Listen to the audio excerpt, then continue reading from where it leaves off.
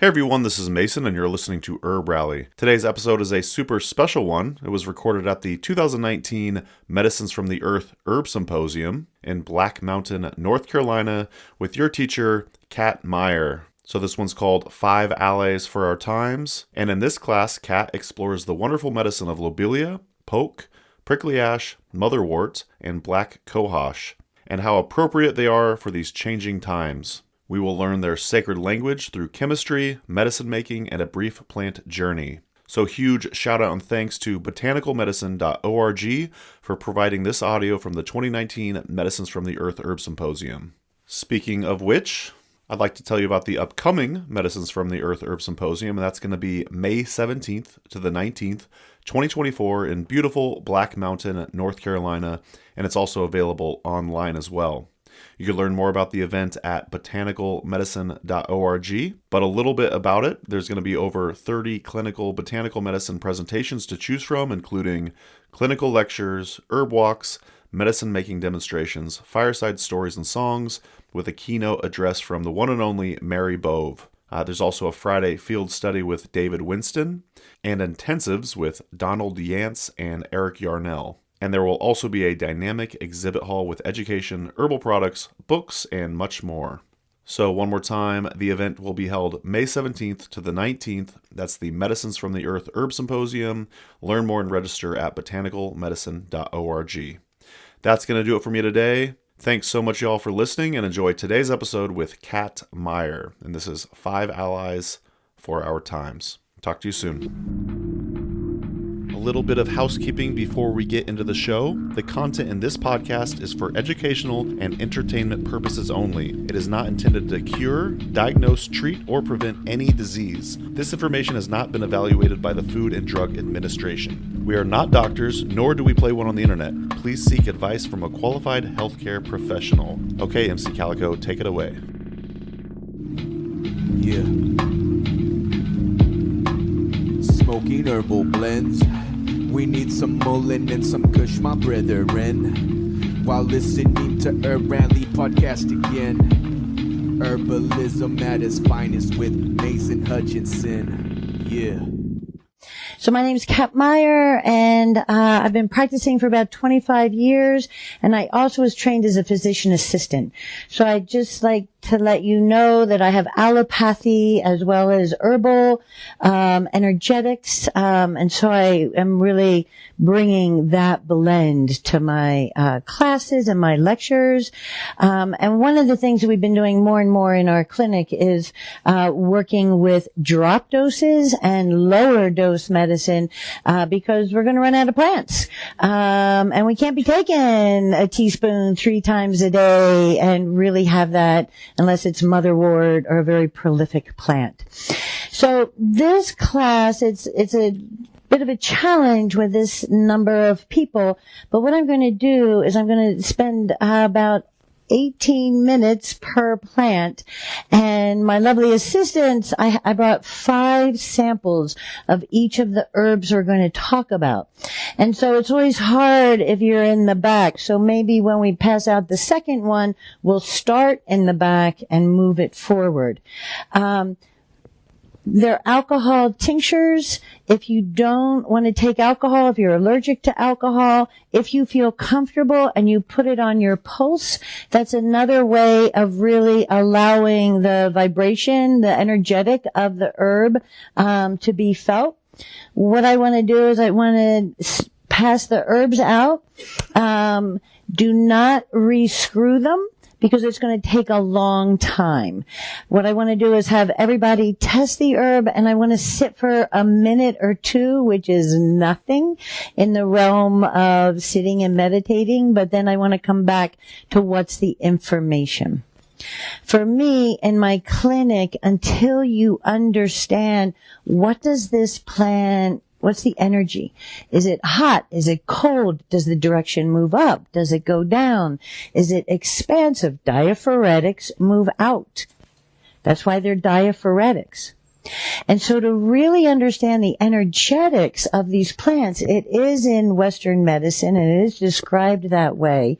But if I'm somewhere where I don't have a huge apothecary and there's a snake bite and here's Prunella vulgaris or self-heal, it clears heat. That'll clear heat like echinacea clears heat from toxic bites. So the whole idea of having just a few herbs. I mean, I began way back when, self-taught, before I went to Mexico, where it taught me to go get Teresa. I worked with 12 herbs. I worked with 12 herbs that grew outside my door for 3-4 years.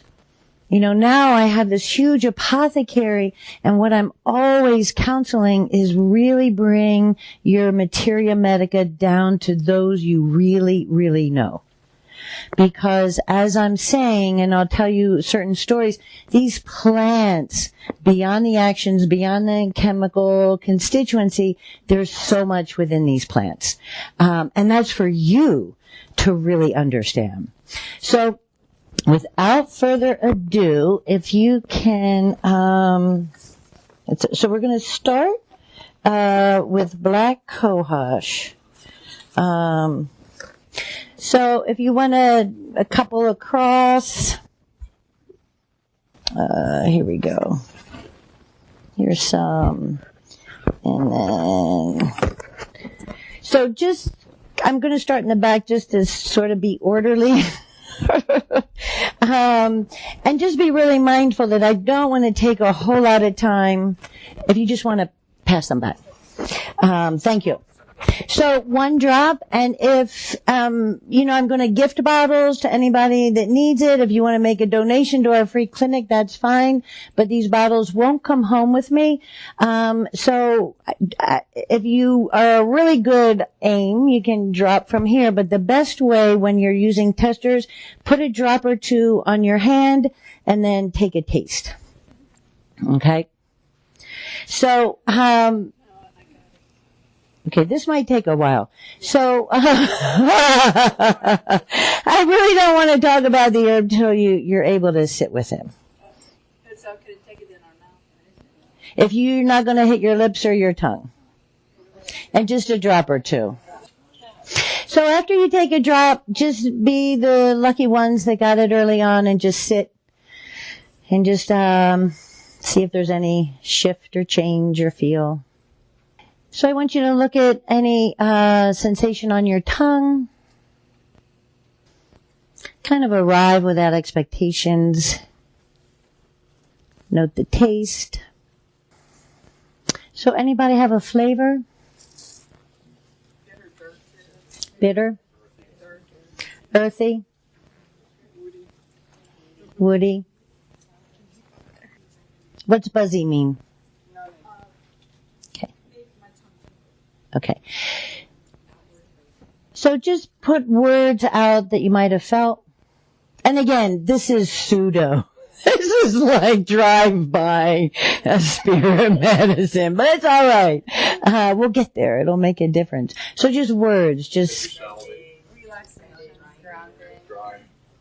dry, sedating, a cup of understanding. Settling, grounding, warming, straight down to the uterus. Do you feel that? So one of the things that what you want to begin to understand with the plants is that the taste oftentimes will give you such a clear message of its action. And so it's like the sommelier in our clinic where we're always tasting simples because there's bitter and there's woody and then there's minerally and then there's sweet, but there's many kinds of sweet. So sweet minerally are kidney and building. Sweet mushroom are proteinaceous. Nettles, and we can taste the proteins. So it's about developing the taste, and that kind of bitter, a sialagogue for the herbalist learning vocabulary, increases salivation. It's an acrid. So most antispasmodic herbs, not all of them, the minute you start saying all or nothing in nature, you're in trouble.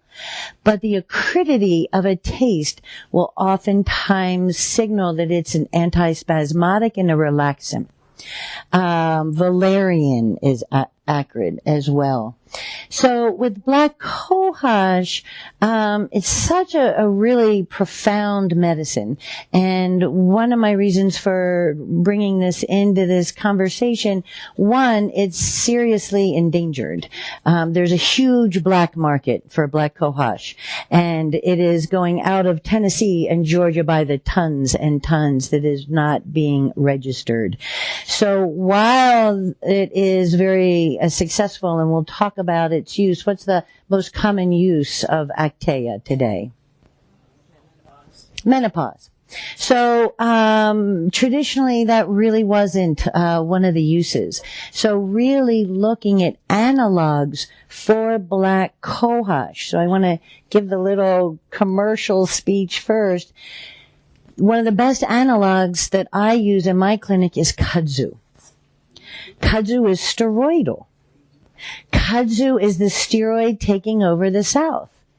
It's mucopolysaccharides. It's anti-inflammatory.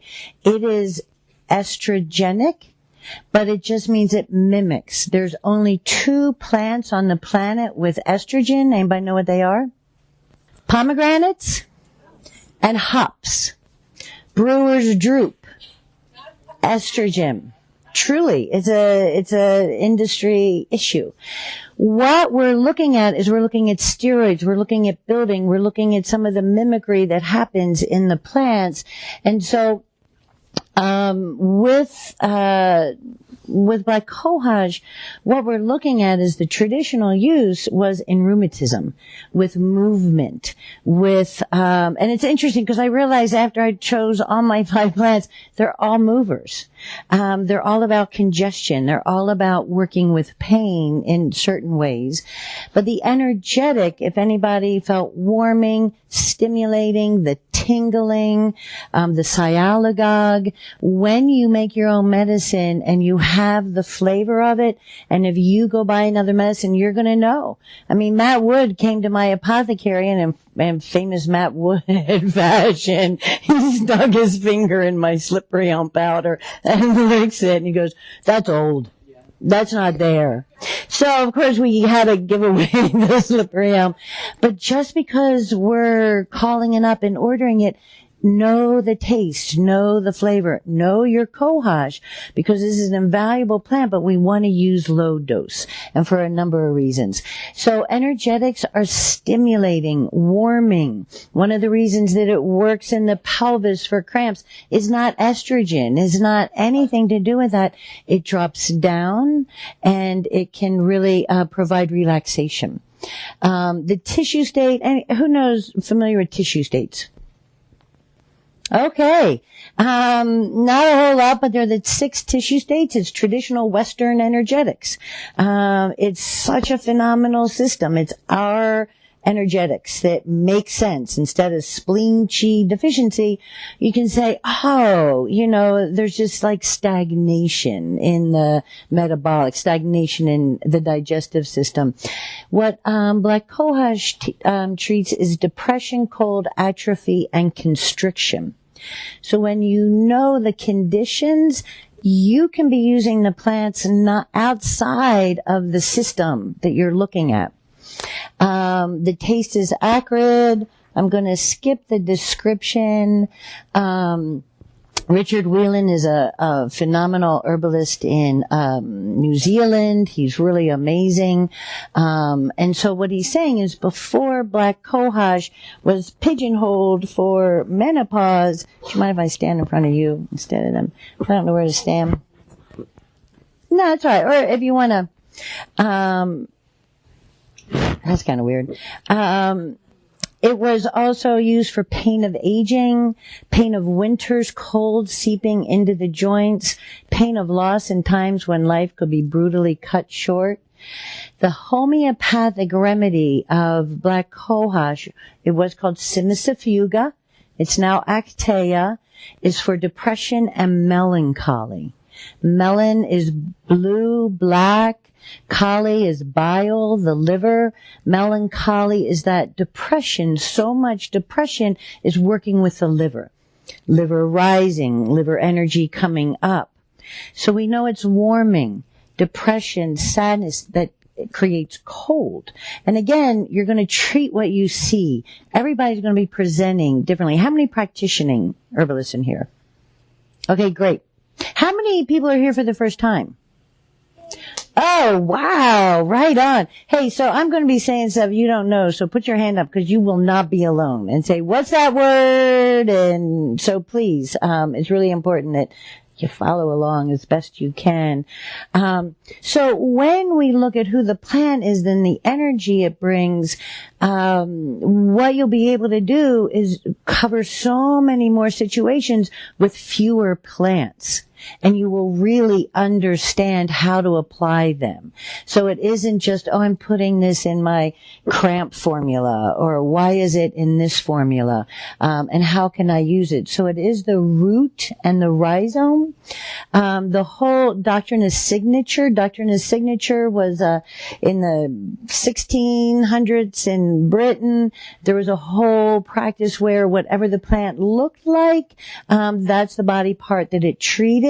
On a deeper level, this is archetypal medicine. It's the archetype of a form. It's taking this impression. It's taking this pattern. I mean, no mullein. If you know mullein, you know, it goes up. It's such an amazing spine medicine. So these stories very much hold true and carry them forward. So that's that first impression of seeing a plant. So this is upward. So with that melancholy, with that depression, there is an upward energy working with Black Cohosh. Sure. If you want to preserve the plant, but you want to use the root, can you cut some of the root and Yes. replant it? Yeah, so for the tape, to preserve the plant, you can cut off some of the roots and then put it back in, and then that'll regrow. The thing is, a Black Cohosh takes a long time to grow. So it's, you know, you put it in the forest, you forget about it. It kind of grows wild in my Charlottesville downtown, yard. Golden seal takes over. Don't wait for those 10 acres of a north-facing. Plant the plants. You know, kind of give them what they need. If you got shade in suburbia, you can plant Black Cohosh. But it is slow to replicate.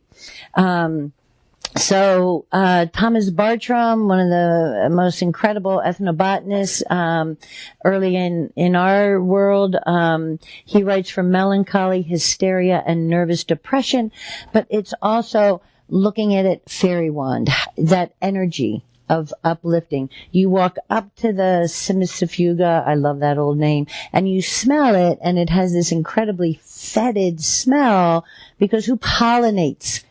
Anybody know who pollinates cohosh? Flies. So, you know, it wants to get some, it wants to share itself, so it kind of smells like raw meat. So the flowers will tell you also a lot about the medicine and who it's trying to attract and some of its characteristics. If you take some cohosh yourself with a quiet mind, you'll surely feel how warming and stimulating is, and it moves things. And so cohosh, aside from endangerment, it's a low dose herb. I mean, we're talking 5 to 10 drops in my experience at the most of taking cohosh. I have seen many, many people get the symptoms of homeopathy. Headache, blurred vision. A student of mine, oh, I want to use the jar. Took a swig, not a good idea.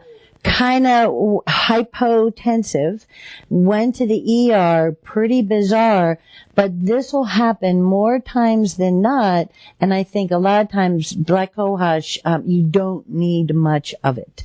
So it's a small dose when you're looking at physiological.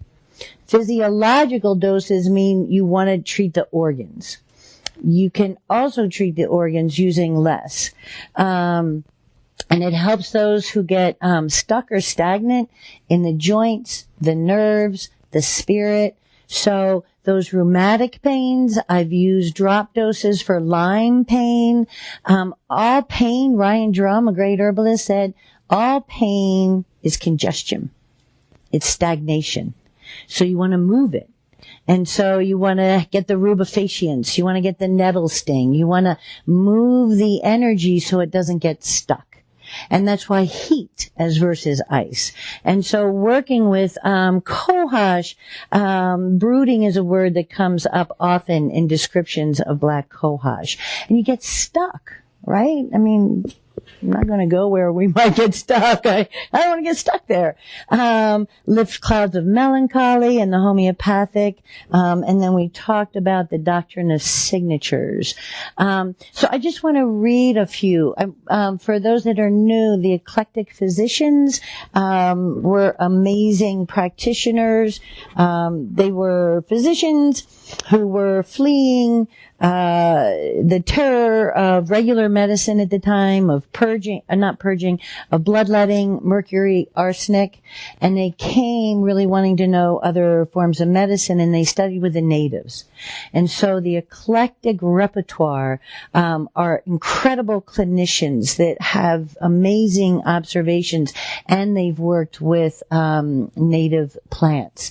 And so if you can get any, Michael Moore, not the filmmaker, but if you put in Michael Moore, the herbalist, his website is a gift to the herbal community. He downloaded all the eclectic. These are $100 books. These are incredibly expensive. But the eclectics give a lot of energetics. They give a lot of incredible information. So I'm just going to read a few of these, and then you can see the patterns of what they treat. Because, you know, you go to the herb text and it's like, oh, pneumonia, joint pain, PMS. You know, it's like, how the heck is this one herb doing all of these things? It's what it's bringing to the table. It's who it is. It's that personality as well as the energetics. So ear pain from cold, who'd have thought? You ever hear, you know, black cohosh, you know, taking a drop? Dull, aching, rheumatic in the middle ear, sore, bruised bronchi. I use it post-pneumonia or during pneumonia.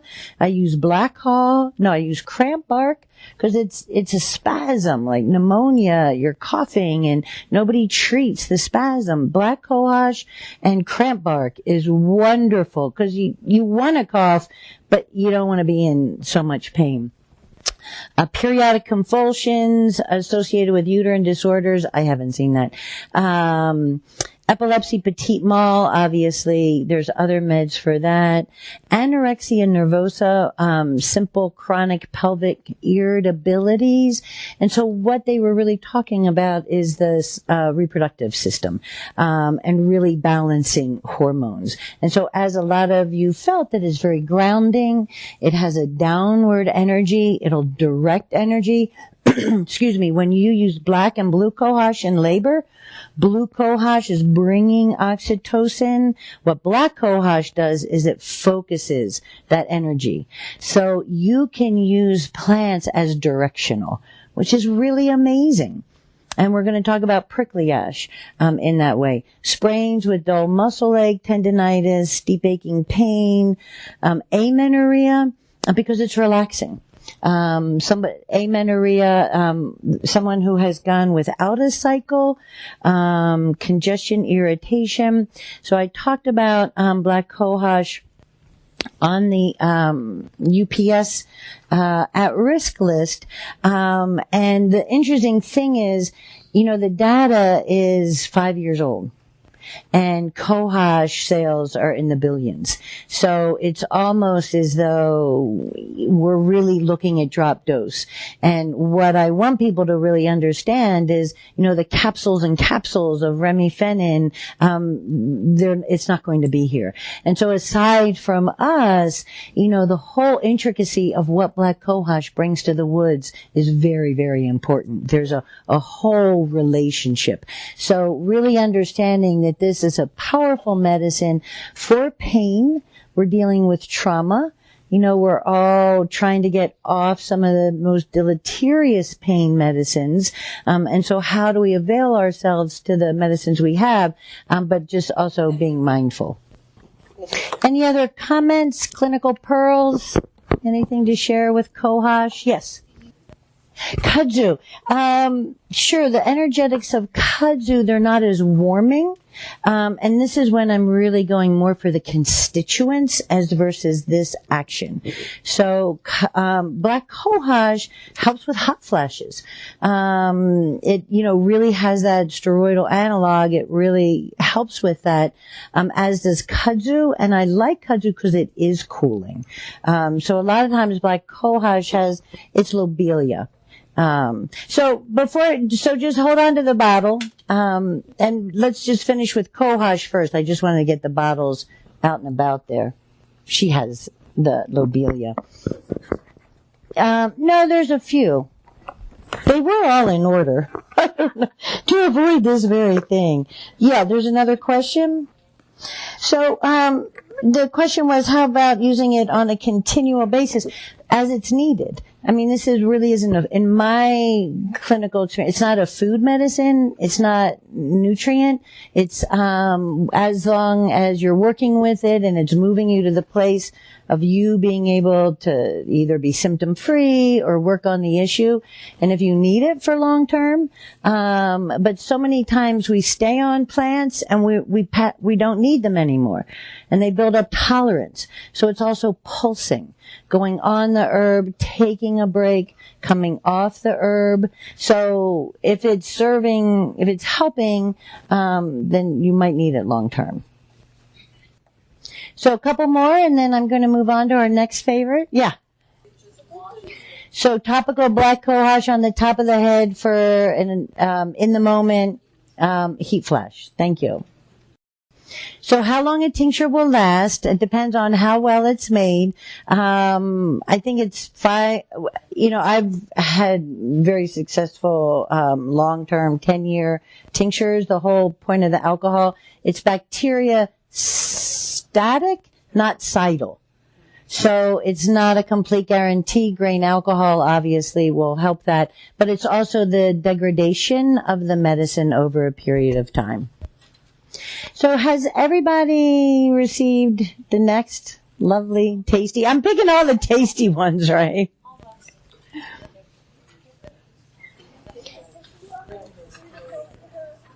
And you didn't? Oh, okay.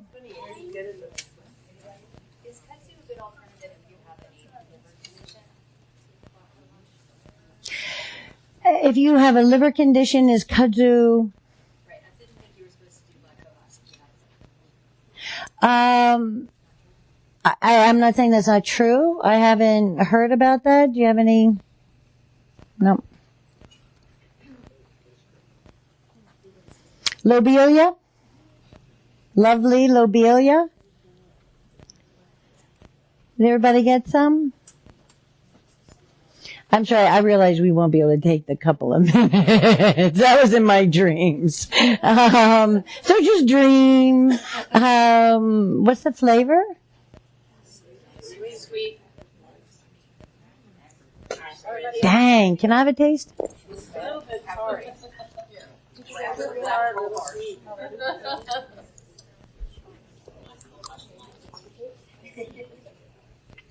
So that's the problem of brandy. And that's the problem of grain alcohol. I think grain alcohol overrides the taste, because then all you do is get that super uber strong alcohol. So the menstruum is really important, and maybe you need a little more. And hopefully I can keep talking after the dose I did of Lobelia. Yeah. So this is brandy. Yeah. So other flavors? Acrid? Tart. Peppery? So what's pepper? What would that be, that energetic? Heating, warming, pungent? You could call this pungent. So as we're learning, the vocabulary of taste, pungency moves. Pungency is warming. I think pepper is nothing that makes you sneeze.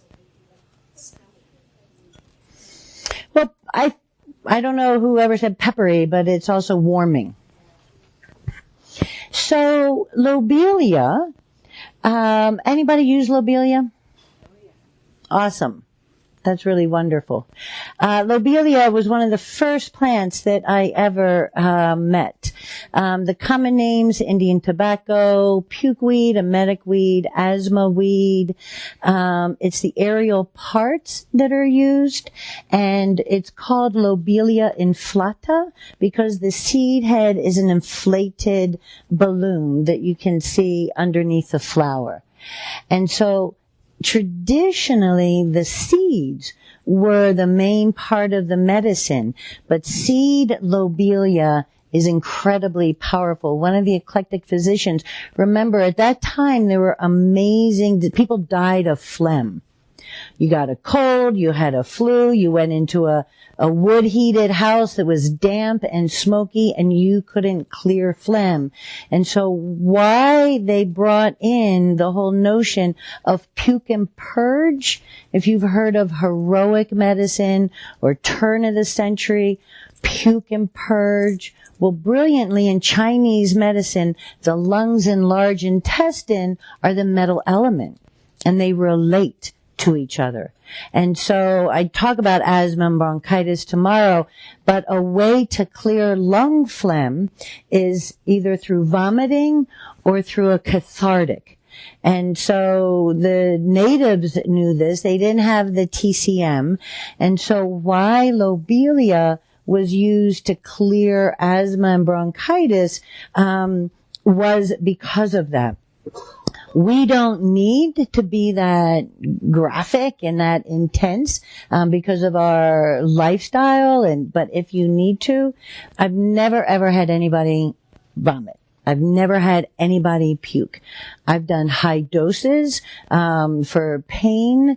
You want to start low, and again, this is a very low dose medicine. It's on an at-risk list, but it's easy to grow. It's out in the wild. But because there's so many skull and crossbones all around lobelia, have you seen that? Toxic, causes death. That'll preserve the plant. Maybe we just have to say golden seal is toxic and you'll die from Black Cohosh, or it's liver disease, or start all the myths. But, it's just such an amazing plant. So the actions are relaxant, antispasmodic. Habitat loves the edges. Best to harvest leaves before flower, then harvest seed pods in the fall. So the eclectic physicians, I read this one story where they gave a young boy a whole ounce, 30 mils of lobelia seed, and it saved his life. How are you going to die from something that you puke? So I get to another slide, but you die from amanita because it courses through your liver and you can't break that down. And so with lobelia, there's no, I'm just saying that other poisoning, with an emetic, it's not going to stay in your system. So higher doses, you can produce that. Lower doses, which is what I always use, even putting it in a formula, has only produced, the relaxant effects. The description, so here's King's Dispensatory. I'm not going to spend a lot of time. It's a classic eclectic. A drop of the alkaloidal solution placed upon the tongue of a strong, healthy man instantly vomited him. I've never seen that. I hope you're not going to get up after this class and proceed to do the same thing. But this was a really important article by Paul Bergener, who's a great teacher of naturopaths, herbalists in Boulder. He had a journal that you should go back and get old copies and volumes because they're still pertinent today. But he did a whole literature search online looking for deaths attributed to lobelia. They're all quoting the same wrong story that put Samuel Thompson in jail in mid-1800s. And so you go to the CDC, you do research. Yeah, there's poke, there's henbane, there's a lot of plant poisonings out there. Lobelia comes up record free. It can get a job. There's no record on that. Although we are working on changing all that. So it's about power. You know, for me, this plant is a plant about our power. And when you look at that flower, yes, it's a mint. Yes, it's, that voice. It's working. I mean, what's asthma? I mean, I worked in lots of foreign clinics, lots of Latino and, yes, it's lung and diet and all of that. But this plant is a way of visioning. And so if you take a leaf, and you sometimes just eating a raw leaf is more potent than the tincture, you'll salivate, and then you sit down and you become, and I guarantee you your vision becomes clearer. It changes. And so I will use this for people on a journey that are looking for that voice, that are, gallbladder. Sometimes gallbladders, you need, to get the gall to express your anger because of the liver and gallbladder. And so let's use a little lobelia for relaxation. Along with that, I use lobelia, equal parts lobelia and wild yam as an antispasmodic to help gallstones go down the cystic duct. When it's an acute gallstone, you don't want to do the flushes. You don't really want to bring those things on because they're not really stones anyway. But this has really been dependable. And so with that equal part wild yam lobelia, 10 drops every 15 minutes because it needs to get into the system. That's a huge spasm. It's incredibly painful if anybody's experienced gallstone pain, radiating. I say to my students, we may not save lives, but we can save organs. And so that's a really wonderful medicine. So you start slow, you start low, you really understand what this medicine is. I use it when the eardrum is intact. And for earaches, I'll put it in the ear for that spasm of earache. I work with a lot of vets.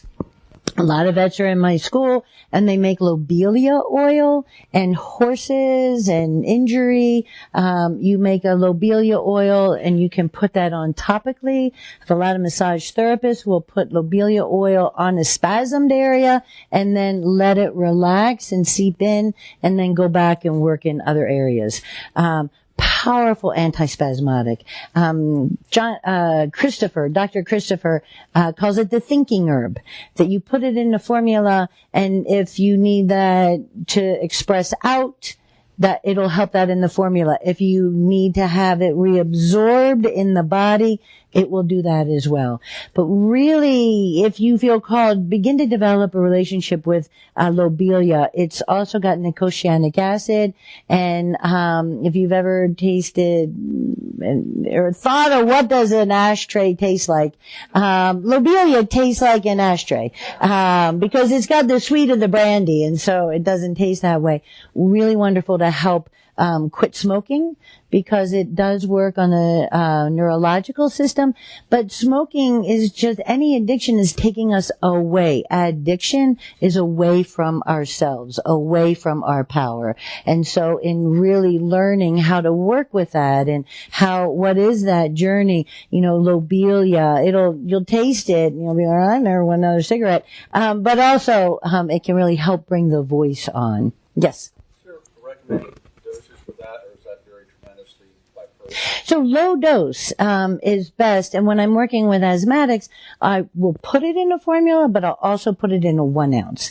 And so with asthma, I lived in Front Royal, and it had a toxic, EPA toxic site, asbestos.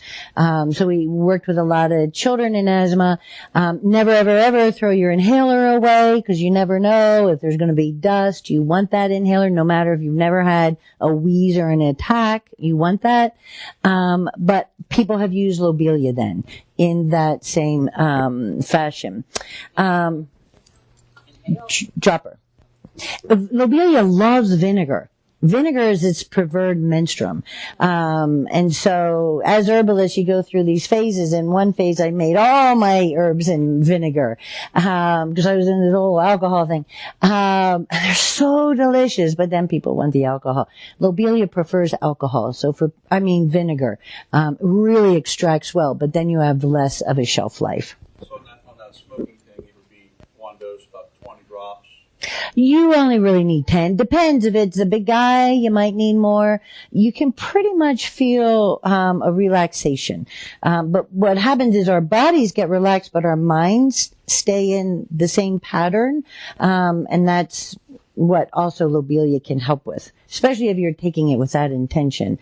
Physiomedicalist, when life hangs in the balance, where effects are required on short notice, life hangs in the balance. That could be today, right?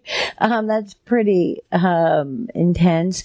Lobelia is one of the greatest equalizers of the circulation and gives a full outward flow of blood. The thing that we always have to keep remembering is we can put a nervine in almost any formula. If the body's constricted and tense, we're not really going to get the blood flowing, and the blood is the nutrition. So that's why Lobelia as an antispasmodic can really help enhance other formulas.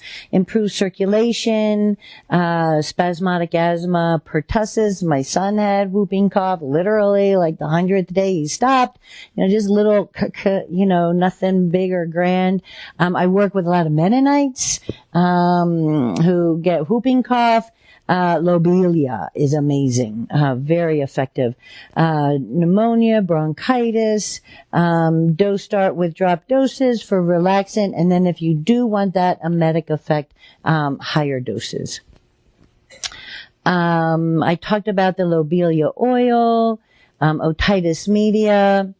William Cook, a great eclectic, the quality for which it is so greatly valued, relaxing entire circuit of the organs and tissues, reaching every portion of the body. We know that we can't change when we're stressed, and transformation has to come from a grounded, relaxed place, or it won't take root.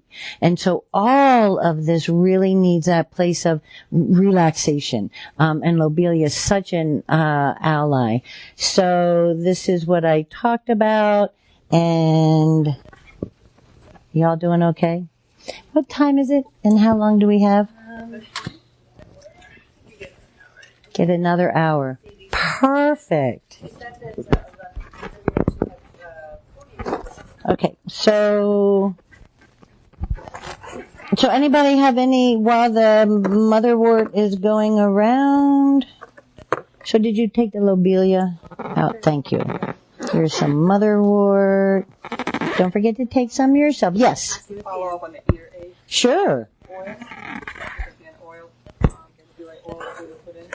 So the earache, what I do is I will either put Lobelia oil around the ear, or sometimes just put the tincture in, as long as it's not a perforated eardrum, because it's drying. Alcohol dries, and earaches aren't in the ear, they're in the sinuses. So it's sinus infection pushing on the tympanic membrane, which is why they're pulling the ear to get it away from the sinus. So this is simply topical, as an antispasmodic. Yeah. Yeah, and the other great thing is to get a clean sock and put in some salt. Heat the salt up, and don't walk away with the salt in the skillet, because it heats up super quick. Put that homemade salt pack right behind the ear, and it pulls the water out. And then it's cozy and neuron cry. And then you take some Lobelia. Yep.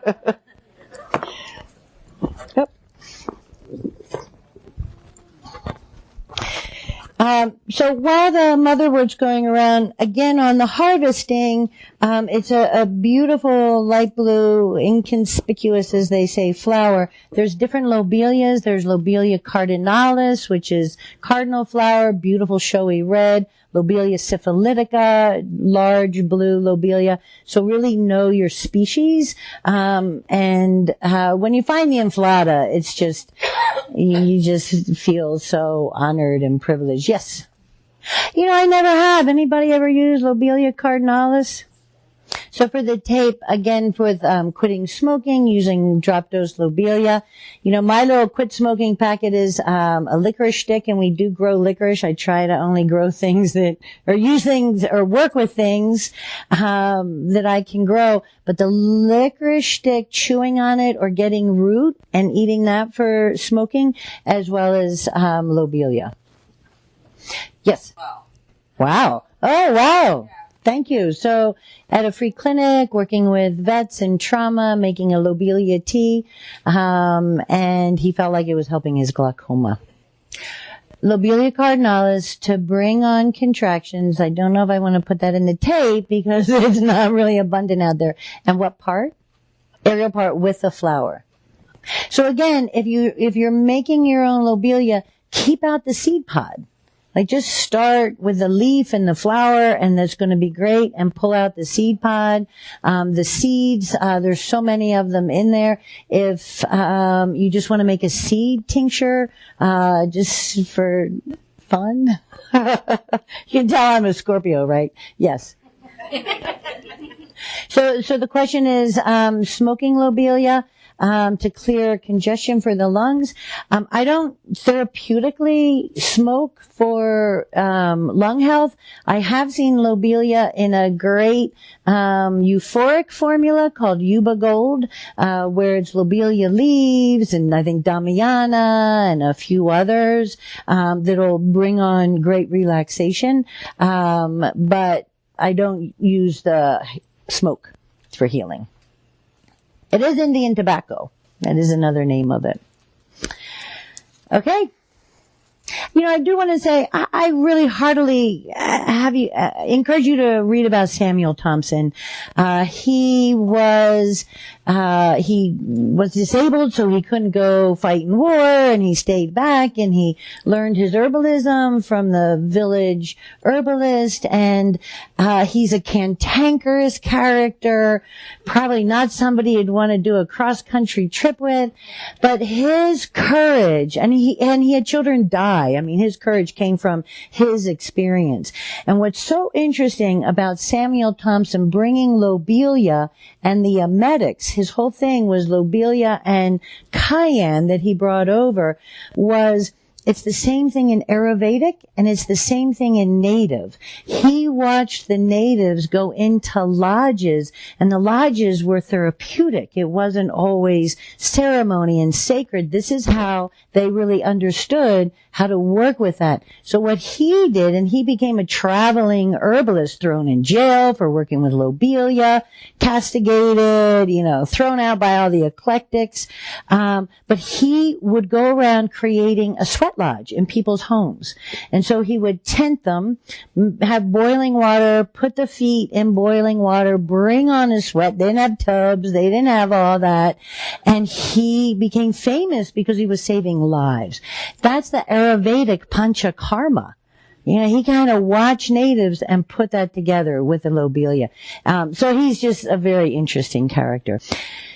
So the motherwort, where's that motherwort? I could take a hit of motherwort right now. So what's the flavor? Beta. Anything else? Pardon me? Heaven. So what is heaven to you?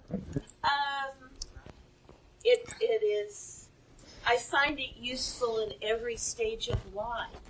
Oh, but the taste, you got that from that taste? Man, you rock. I think it's from my relationship. Oh, okay. Okay. Yes. I agree.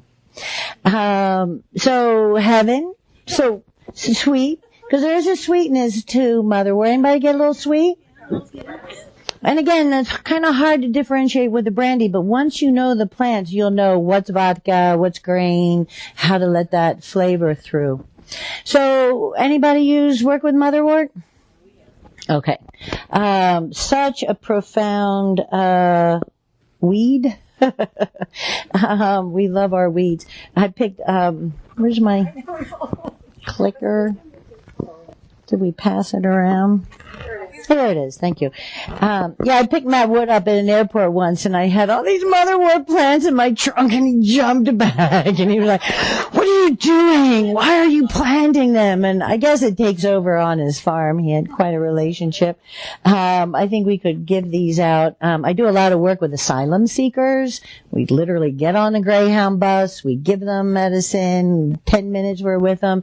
I bring a lot of motherwort for those travelers. So Leonurus cardiaca, Lemonaceae, above ground aerial parts, season of harvest. Climate change is different. We're the observers now. We're going to see harvest times changing, flowering times changing. So what you're going to be looking at is late spring, early summer. The tissue state, what motherwort for me really does many different things, but it clears heat. So the tissue state is heat or excitation. Tissue states are hot, cold, damp, dry, tense, or relaxed. And once you know all of them, you can treat anybody, right? It's like, are you hot or you cold? Are you damp or you dry? Are you tense or you relaxed? And relaxed meaning, prolapsed, not chill relaxed. So, heat excitation is hot flashes, heat, anxiety, palpitations. That's why this is in the hyperthyroid formula. Lycopus. So heaven came to you through your thyroid and motherwort, because palpitations are heat. It's excitation. Yes, you always want to follow through and get diagnoses, but it's heat rising. Wind or tension. Wind is a form of tension. When things are so tense, you shake. And so shaking and shivering is a form of releasing tension. So that's our body's response. How are we going to release and relax? And that's tension. So Parkinson's is wind. Yes, we're not going to heal Parkinson's per se, but we can help move the wind. And that's motherwort. It has a real place in that. Tension, stagnation. It's a huge blood mover. It's unbelievable as far as moving blood, moving thoughts, moving heart. The actions are a vasodilator. For me, it's the nitroglycerin of our herb world. Actually, the nitroglycerin of our herb world, and I've seen it work 3 times. Don't try this at home, and the tape. Cayenne. People are, a teaspoon of cayenne, a half a teaspoon of cayenne. That's going to open up your blood vessels while you're on your way to somewhere. But that's an amazing, serious heart vasodilator. That if you're transporting or if you're on your way or if you're worried, waiting for help to come, I've really seen that work. So if a woman is postpartum hemorrhaging, she uses cayenne under the tongue to stop hemorrhaging. That's brand new on me, but it is a styptic. So that's the interesting thing about cayenne is if you're hemorrhaging, all herbalists do it all, and then they're like, oh my God, I'll never tell anybody to do that. It's cauterizing. So that's what the cayenne is doing. It's cauterizing the tissue. I don't know about that. I've used a lot of other herbs. I've never used cayenne in that way. But as a vasodilator and relaxant, it really has a specificity to the cardiovascular system. And so in any high blood pressure, you want to have a direction moving down. Vasodilator, relaxant, that's a downward direction. As an emmenagogue, it's not an abortifacient. It's an emmenagogue where it relaxes and will help promote the flow of the cycle. Digestive tonic, antispasmodic. And so way back when, my first teacher was Susan Weed. And she's simples, and she was one herb at a time, and it was a long time ago. And what her remedy for PMS cycle issues was 10 drops of motherwort at ovulation once a day, and then stop when the cycle starts. So many people will use motherwort for the contractions or the cramps. But for me, as a vasodilator, what it's doing is most cramps are stagnation. And so with cycles, you want fresh red blood every cycle. If you have dark blood, if you have clots, that's old. So what motherwort does, by being a circulatory stimulant and a relaxant, and it definitely has an affinity to our reproductive system, what you'll do is, if you do that from ovulation on, your next cycle will be heavier because you'll be shedding the lining. But you do that for 3 cycles, and it's astonishing how effective that simple remedy is. I had a midwife refer a doctor friend of hers to me, and the doctor friend recently came for, cycle or whatever, and I had this complex formula, and my midwife friend said, "Oh my God, way back when all you did was this and that, and it worked." And so it's just remembering, it's just one plant. Using simples, really understanding the profound nature of that, because there's lots of emotions. So it's working with the heart. It's working with anxiety. Even if you want to look at the progesterone and estrogen balance, they're kind of like the worker bees. They're not really where you want to look. You want to look at endocrine and kind of the larger picture. But lots of people use it during cramps. I think you're just increasing bleeding. So once the cycle starts, what I recommend is just stop the motherwort and then start back up at ovulation. Yes? How many times a day did you say it to? Once a day. Once a day. Once a day. So you can also take it in vinegar if you don't have alcohol. I'm telling you what, this in a tea is amazing. It's just so amazing. And, our palates, we just have the sweet and salt tea palates. But I'll tell you what, when people, they're like, it's a little bitter, I say, just hang with it. That really has a very important part of the medicine. And then I go, well, gosh, I'm used to it. And now it's even tasting good. Is that a problem? And, so this is King's American Dispensatory. And this is in your notes. That's why I just put it in there so you could have the references. That's a description. It's kind of prickly. Anybody harvest motherwort and work with motherwort? And, she's fierce. She's very, very fierce. Fresh or dried plant tincture. Tea is wonderful. I avoid it during pregnancy, cause I think it's, an emmenagogue, vasodilator, downward direction. But the interesting thing is it's Leonurus, lion-hearted, Leonurus cardiaca. And so it's working with, it used to be men had heart attacks, women had reproductive issues. Today, women's incidence of cardiovascular disease is 6 times higher than men. Women have staggeringly surpassed men in cardiac conditions. So, it's for both. It's our center. It's a real important place where when you need the mother, it may not be your mother. You might be needing the mother because of your mother. But what do mothers do? How does that work? It's relaxing. It's vasodilating. You're comforted. Now, my clinic students, when they, say, well, what herbs and what? And they say, oh, they need mothering. Like, you can't do armchair shrink. Like, herbalists don't do that. We've got traditions. Be a good clinician. Just don't, you know what I'm talking about, right? But that's the whole action. And that's what it was named in the wine and the, how they would work with it. In Europe, it's not a native. The majority of our apothecary here is not native. It was brought over. Hypericum, motherwort, nettle. We have wood nettle. So the energetic, it clears liver heat, very cooling, working with DTs. I work in a clinic as well, really helping them clear heat while it's bringing in that bitter action to bring on appetite. A lot of times people moving through drug addiction or withdrawal, they don't have an appetite.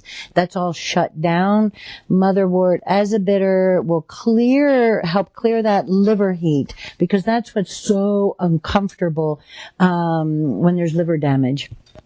Anxiety, palpitations, insomnia, works as a vasodilator, cardiovascular tension, working with cardiovascular arterial disease, CAD. Obviously, you want to be partnering with another clinician if they're being monitored. You know, we can't work with meds. I can say, well, if you were my brother, this is what I would do. But if you're working with people with hypertension, these herbs work.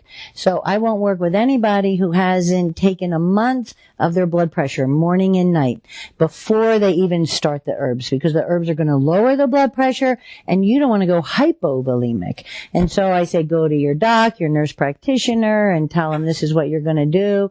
And they usually don't care, but then you start charting it, because this has a profound relaxant effect for blood pressure. Reproductive, I talked about that.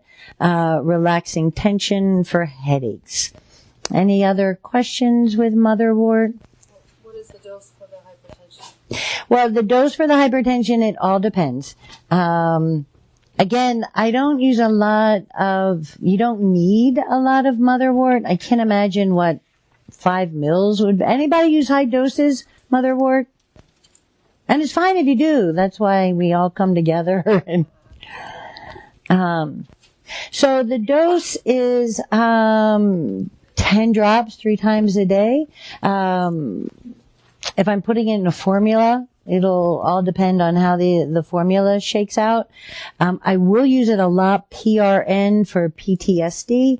I've given the vinegar to a lot of the asylum seekers, because I don't want to give them alcohol. That's inappropriate.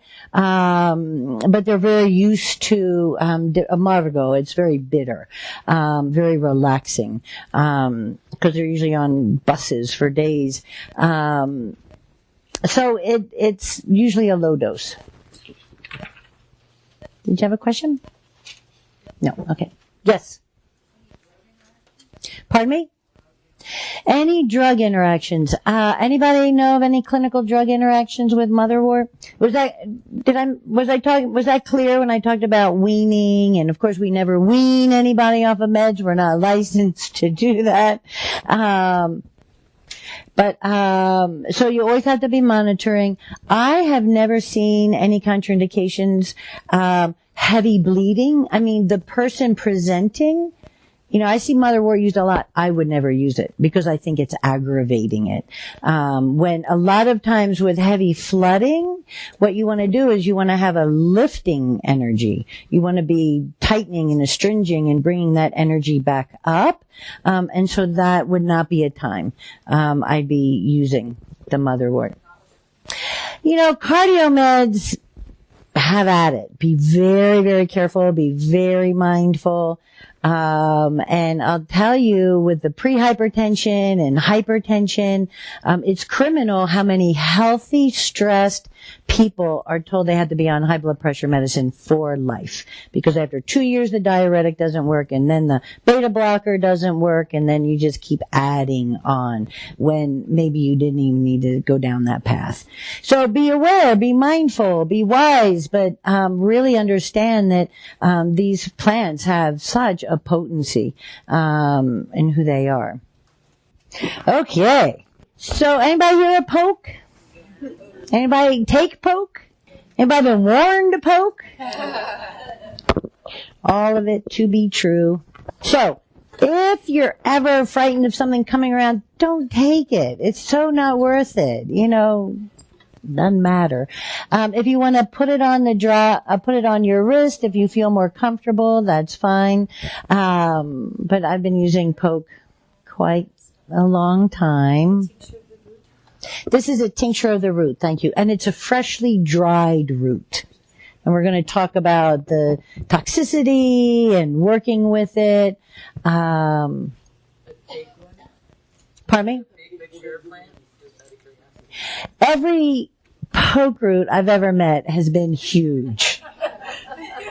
Absolutely, from the babies.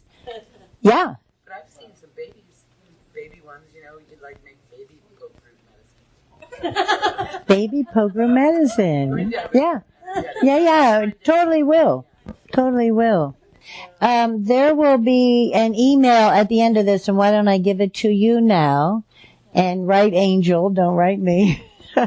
So put in the subject of 5 allies slides. So where did you find that? They're not in the book. They're in the download. Okay. Can everybody get to the download? If you can't, that's totally fine.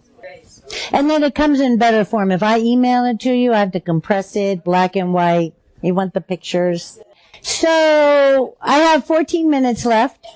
And this is perfect because poke pokes us along. That's what it's all about. I learned poke. I had a dream about poke in the AIDS, when AIDS arrived into our world in the 70s, 80s. And poke is just a profound lymphatic stimulant. This is not a tonic.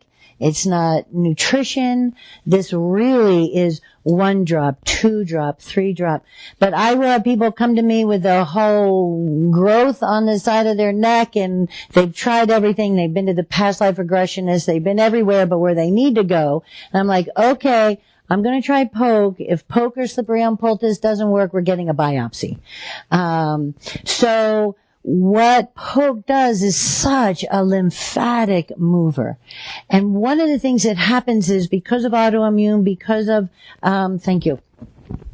so many chronic illnesses, our lymphatic systems are deeply compromised. And this is our ocean. The lymphatics, the beautiful thing about herbalism is we can work with the lymphatics. There's nothing other than massage or exercise, heat to really move it. So poke root, the leaves, berry, and root is very warming, moving, very stimulating.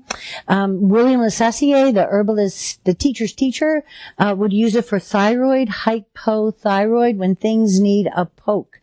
Excellent cleanser for glandular system, stagnant, swollen, lymphatic, but especially in the head. You know, toothache, anything chronic. This is not your go-to first herb.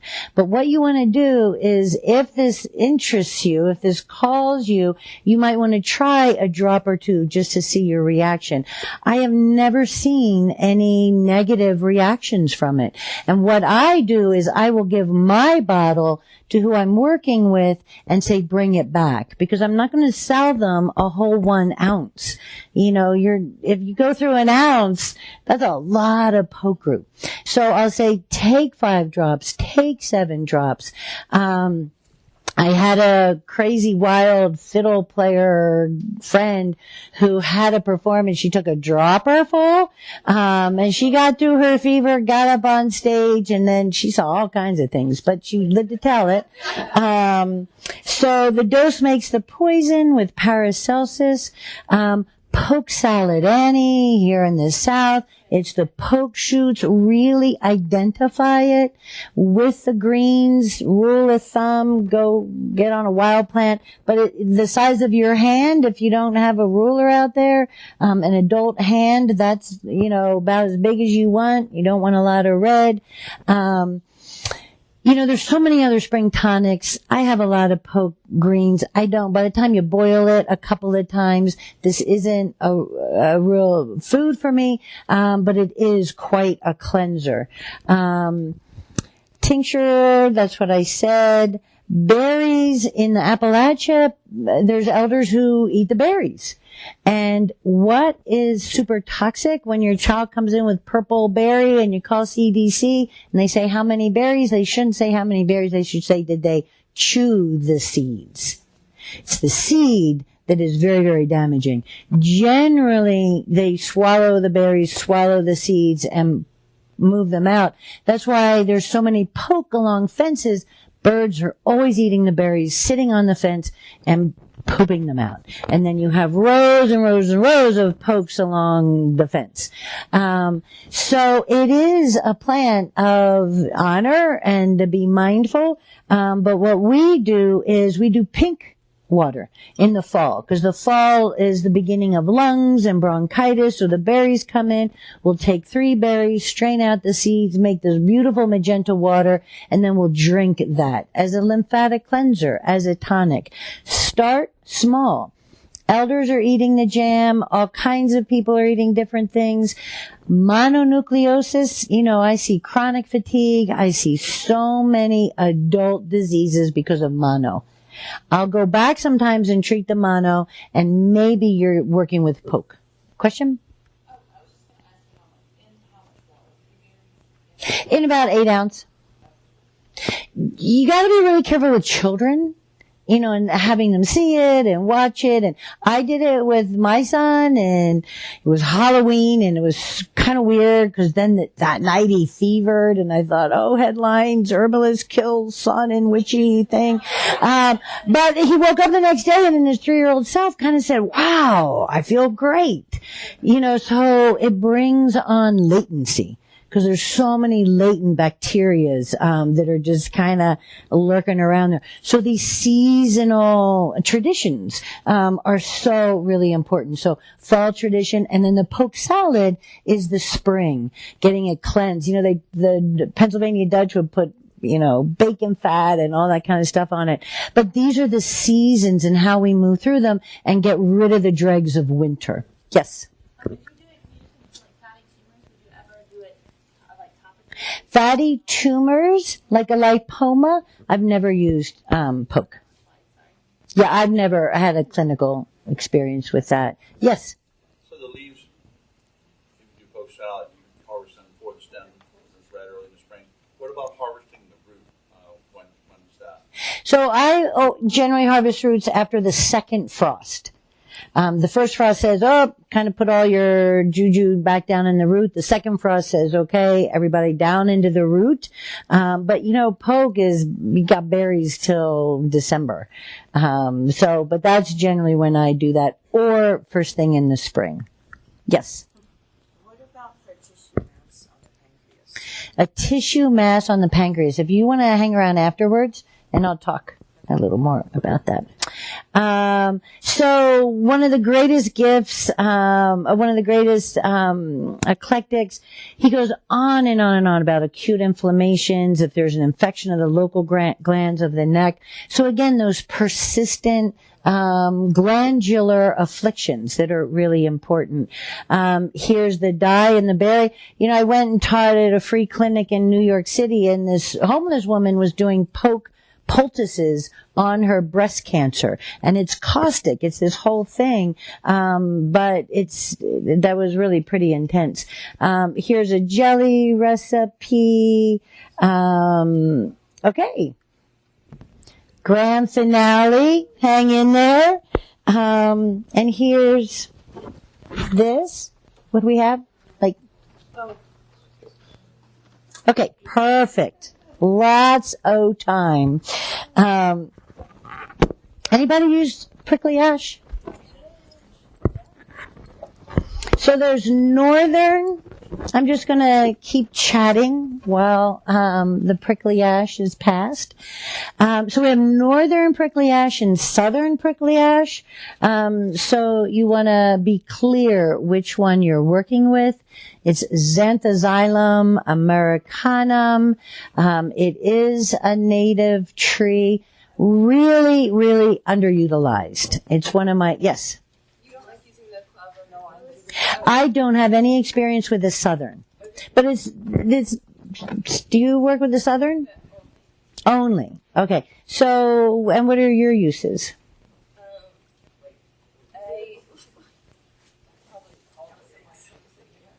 Okay. Well, if at the end the southern brings you another form of medicine, let us know. So it's the bark, it's pungent, stimulating. Can you taste it? It's kind of yummy. Kind of tannic, yummy is in the mouth of the beholder. Tissue state, tension, depression, stagnation.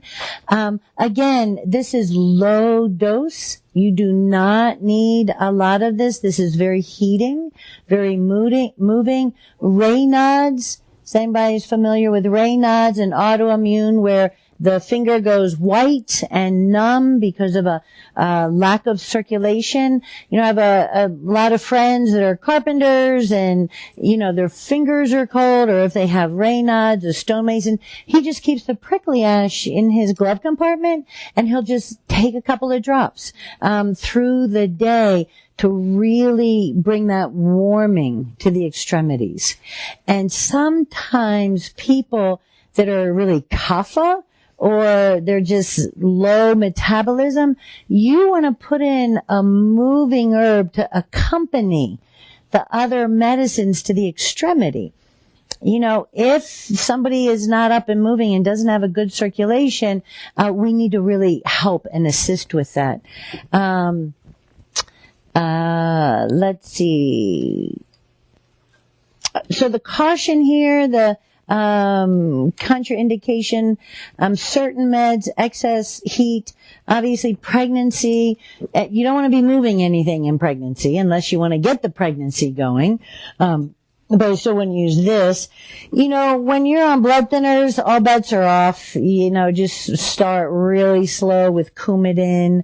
You really want to have that in therapeutic levels. This agent is stimulant to the nerve centers, increases tonicity and functional activity of the different organs. I had a woman treat her depression with prickly ash. She was cold, depressed tissue state. Sometimes it's blood, sometimes it's moving, sometimes it's warmth. Sometimes it's moving through that stagnation. So often depression is situational, but that situation never was resolved. I'll always grieve the loss of my parents. That's not I'll always be in that state. That's not something I'm going to treat. But there's events, there's traumas, it's a shock to the system, and it creates that congestion. And so sometimes moving through, and we don't even need to name it, but there is a physiological response. So it's specific when there's a lack of tone, a general torpidity. That's a eclectic term. It's like a stagnant pond. Diabetes, ulcers. When you need to get blood to a certain area. I've used it topically. I've used it internally. I can put it in a formula just to bring heat, to really move things. In an oil. I generally use oils. The salves can dilute the medicine because you're putting beeswax in it. The beeswax is a carrier, but medicated oils sometimes are stronger. Best known for warming, weak digestion. Matt, in his book, quotes he has such graphic words, but you remember it.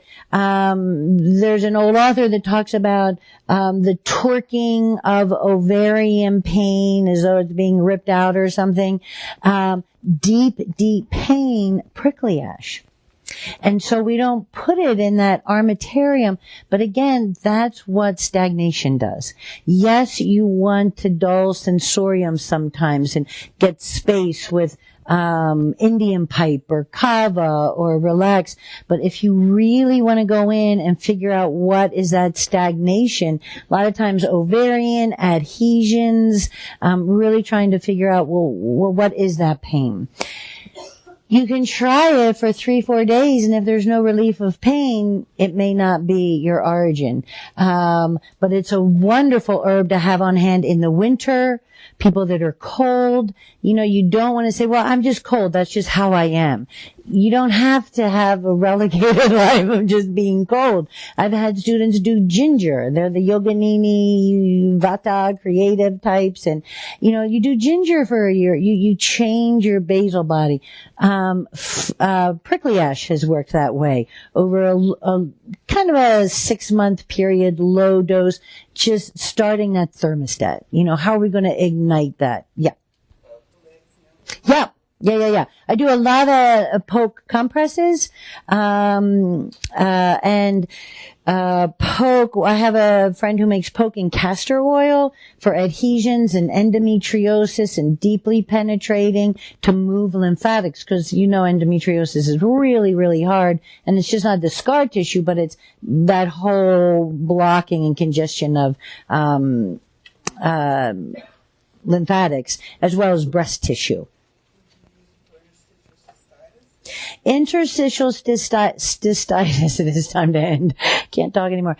I think that's a whole other mechanism in a way. That's heat, irritation. I would go more towards a marshmallow, demulcent, nutritive, kind of uplifting, and body work. With interstitial cystitis, I think, good craniosacral, is really helpful. Okay. Oh, Szechuan, peppers. That's prickly ash. So we've been working with that in our cuisine, but that's very stimulating and pungent. So here's the, Xanthoxylum clava herculis as versus the Xanthoxylum americanum. Any other uses that you've had with, Southern? Hard to reach infections, is the Southern, and that's perfect for the Northern as well for the diabetic ulcers, where it's deeply cavernous. Sometimes they've created that. So that's great. Thank you. Okay. Spot on time. So thank you so much. And that's going to do it for today's episode. Thanks so much for listening to the Herb Rally podcast. If you'd like to hear more from us here at Herb Rally, we now have a text message community, believe it or not. Basically, it's just updates from us. We send about 1 to 7 texts per week, notifying you about new events, videos, courses, podcasts. You get the idea. It's pretty much like our email newsletter, just in text form. So if you'd like to receive text messages from Herb Rally, just text JOIN, that's JOIN, to the number 541-256-2895. Again, that's JOIN to number 541-256-2895. And to stop receiving text, that's easy too. Just text STOP to the same number. It'll opt you out immediately. Okay, thanks again for listening. Have a great rest of your day.